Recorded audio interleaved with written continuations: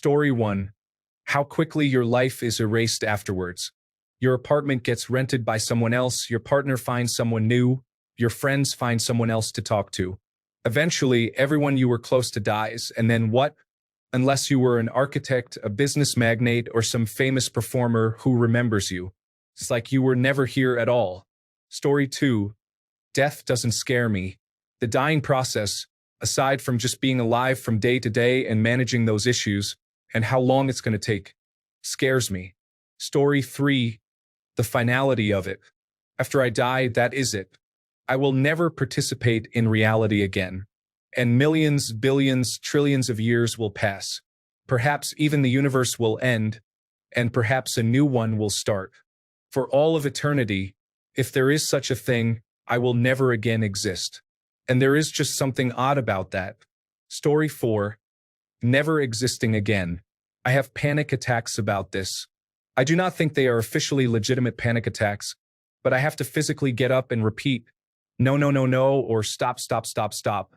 Something like that, to distract my mind from it. There will be weeks where I just feel this weight. A sad, deep weight, because it is always in the back of my head. No afterlife. No nothing. Ever. Again. Ever. But Story 5.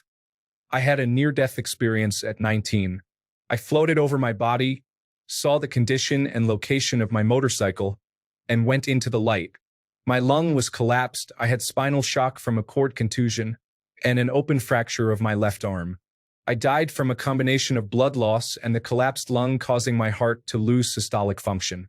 After going into the light, I talked with the source. I never felt so alive and alert. I spoke without words, and all my thoughts were broadcast to this being. The closer I got to it, the better and more whole I felt. The paramedics found me in pulseless electrical activity and performed compressions. They then pumped me full of blood, platelets, and plasma and got a pulse back. I went to surgery. I wrecked because I was drunk and high and missed a sharp switchback off the old Austin Highway in Texas.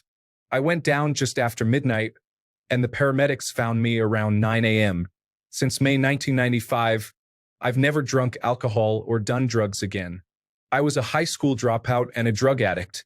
I went back to school and became a board-certified emergency room doctor. Now I give second chances and became the grace and mercy that was shown to me. I actually can't wait to die again because it's really just a transition. Our bodies are just a conduit for a collective consciousness, and we all stem from the same source. Our job here is to find reasons to quit denying our unified origin and take care of each other. My only fear about death is not living meaningfully and making sure my family is taken care of before I get to go back. Story 6.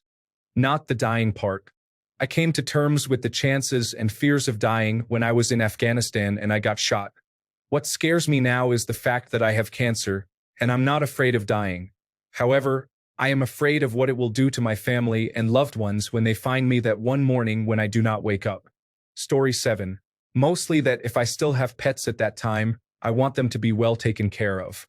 I would hate the idea of them going somewhere unpleasant after I die, though in fairness, I will not know regardless.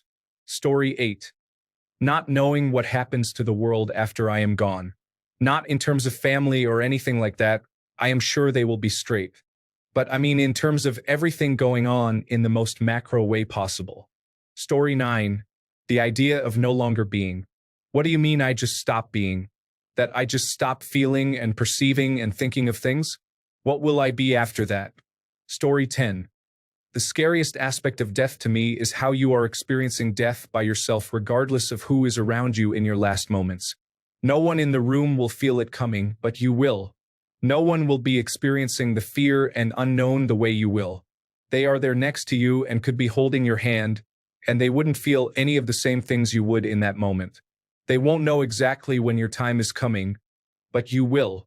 You'll know it's your last breath before they do. Story 11. That once I'm dead, everything is gone. All life, all galaxies, the universe. Because if you think about it, you don't remember the first 3.5 billion years of the universe, and you surely won't remember the last however many billions. But another reason is I want to see what happens to science, the human race, and to interplanetary travel. Story 12. That our consciousness doesn't end after death, But there's no such thing as an afterlife or anything that will just live disembodied in an eternal void, screaming without a mouth, terrified of dying. Story 13, reliving your life. Specifically because when people say their life flashes before their eyes, it does because your brain throughout your life has gotten hurt and then learned how to fix it next time based on past experiences. However, it has never experienced dying before, which means your life flashing before your eyes is your brain desperately grasping at straws and looking back in your life for the answer to the hurt which it will never find. But theoretically, this means it's not going to think about the happy things, it's going to focus on all the times you got hurt. So the last few minutes of your life, you're going through all the pain, hardships, mistakes, breakups, losses, disappointments, and more of your life, looking for a cure it will never find. Story 14. Death does not scare me in the slightest. Dying slowly from some horrible illness scares me, of course, but that's a good thing. I will cease to exist when I die, and that actually sounds nice. Not that I want that to happen today, but I wouldn't want to live forever. Story 15. The transition between closing my eyes and never opening them again. I don't know, this vision scares me. See the world, the moment, and then nothing, and it's over. Story 16. The thought that there is nothing after death. Nothing. Some people say it's not that scary because there was nothing for you before you were born, and death feels the same. But I don't think so. You see, none of us chose to be born. You didn't know you would be born until you made your first inhale. You didn't know that there was nothing for you. You didn't have anything to compare to. But with death, it's the other way around. You know that you will die. You know that there will be nothing. You have a life behind you to compare to.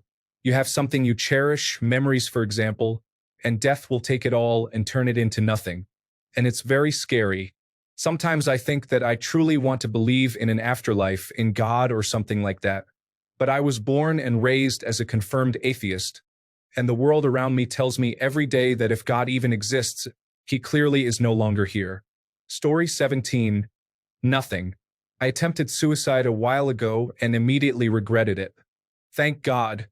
I somehow survived, but when it was uncertain whether I would make it through, I came to terms with death. I'm very much glad I'm alive, but I think I'll always stay at terms with my own mortality. I will enjoy the rest of this lovely second chance I've been given, and when it's over, I will greet death as an old friend. I'm not worried about what will happen after death, because why worry about something you cannot control?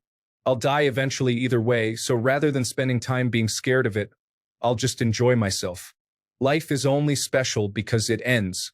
None of this is to say that it's wrong to be afraid of death. I just simply am not. Story 18.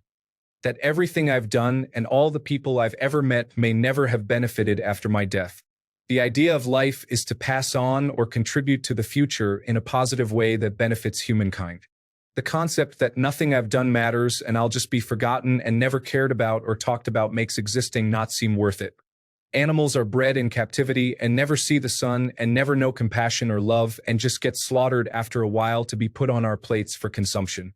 No one knows or cares about them, but they existed. Even they contribute to keep someone alive somewhere. Another thing that might scare me about death is not the slow onset or even the swiftness. It's about not being able to tell the people you love everything you want to say. Even on the other side of it, not being able to say what you need to say or convey your feelings to someone before they pass is scary to think of. So many words left unsaid. Feelings never conveyed. Smiles that could never see the light of day. There are people who never know joy or happiness, who exist for a moment and are condemned to die. They never get to enjoy or experience everything this world has to offer. The small or large grievances we share within our day are proof that that little spark of happiness that we chase on a daily basis exists somewhere. It might take a lot of work, but once you look back, you'll know if it all paid off. Story 19. The very likely possibility that there is no afterlife. You don't go to heaven or hell or Fiddler Green or get reincarnated as a dog or get to live your life over again with all your previous knowledge or even get to watch it all flash before your eyes. Everything you had, everything you accomplished, everything you suffered goes away. You die and there is nothing. All your thoughts and memories and everything and everyone who made you who you are just disappear, vanish, die with you. Death isn't just dying, it is annihilation. It's as if you never existed in the first place. Story 20. That time ceases to exist.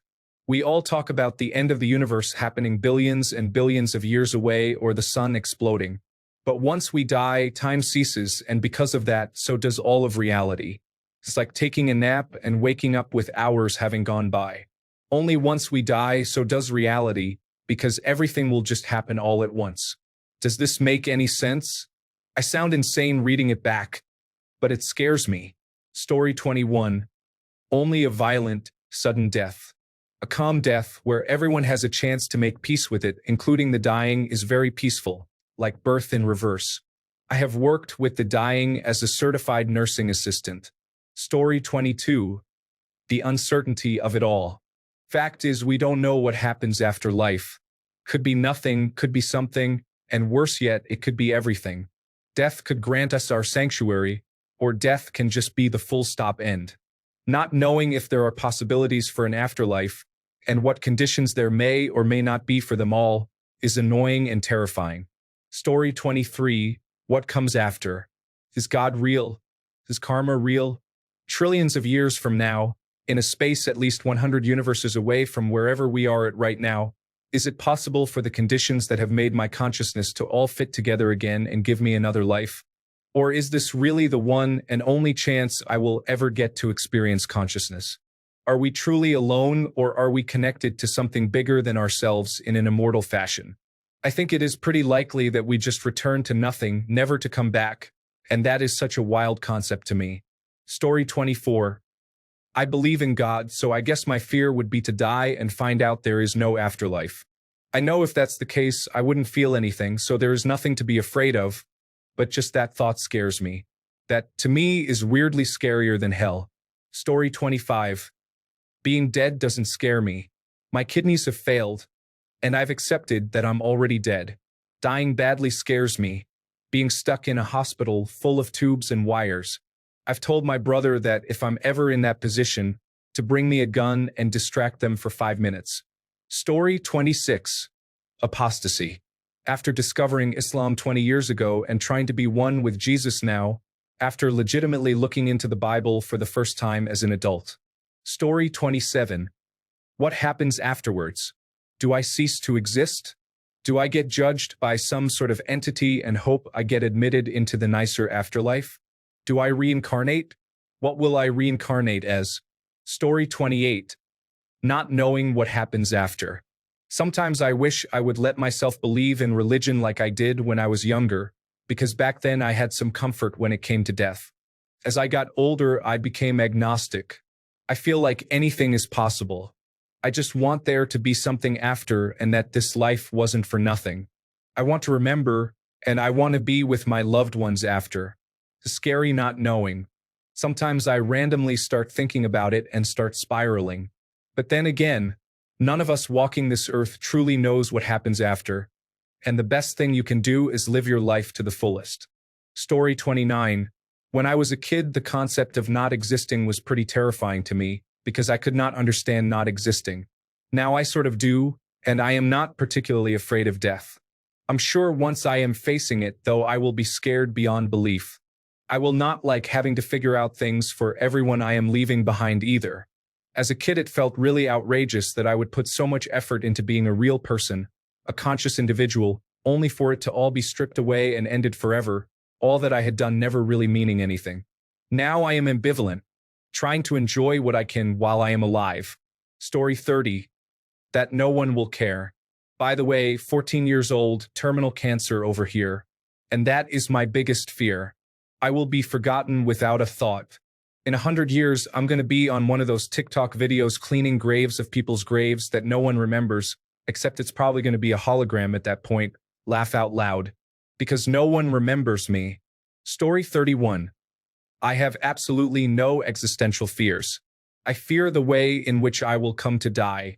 For many people, their last moments are their absolute worst. Yes, there may come a point at which endorphins take over, but one must reach enough suffering to trigger that response. Fear of finality as you accept the inevitable. That's it, no more gameplay. After I'm gone, whatever. I'm dead. I have a tattoo of a ghost flipping double birds, like once I'm out, all of it is someone else's problem. Goodbye. That said, I try to live kindly because while I'm here, I give way too many cares. Story 32. Nothing except the process of dying. I have technically died before, but I was brought back by doctors. The process of dying and feeling my organs start shutting down and losing control over my body was truly terrifying, traumatic, and painful. Once I was dead, though, everything was calm and peaceful. So, I am afraid of when I am in the process of dying, but I do not fear death after that. Story 33. Not knowing when or how, even though I think if I knew the answer, I'd be even more scared if the answer wasn't peacefully in my sleep at an old age. Story 34. Leaving behind my wife and kids in some tragedy, that's a truly frightening thought. Jesus is my Lord and Savior. I don't want to die, but I have faith and hope in salvation. But imagining pain and heartache for my wife and children. Nope,